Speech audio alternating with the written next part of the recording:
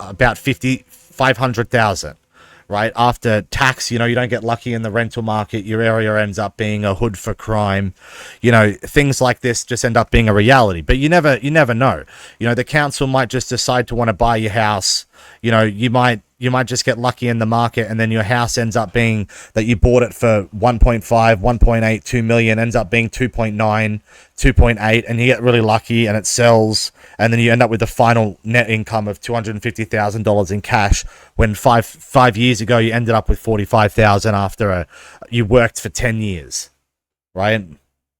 So that then, right, is what I would do, right? I would take this, but instead of going into a fucking $1 million mortgage, I would take this onto property, right? And then I would think about trying to take like a percentage of that, right, by like maybe 10K to build something, right? And then farm on that. So then I have an equal, okay, over 5 years, I'll equal 0, right?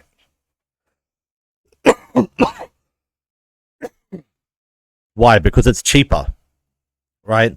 So now my 5 year period that equals 0 because of farming, this still incorporates a gambling window, in my opinion, where within this bracket here, because see this bracket here in the end, right? It goes 5,000, 10,000, 100,000, 1 million, right? Beyond. No one is really ever going to probably get beyond this point, all right?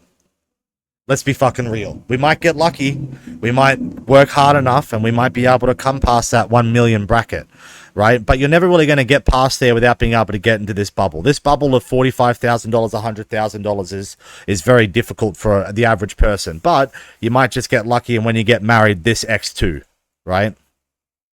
Then you're laughing, right? Now you just gotta, do decently well in the business decisions in a relationship. So now with my land over 5 year period might equal 0, maybe through my farming process, through this process, right, during this section, instead of that being ×2, right, might equal, all right, by some probability, because of some farming, because of something with my soil, because of something, might just make infinity.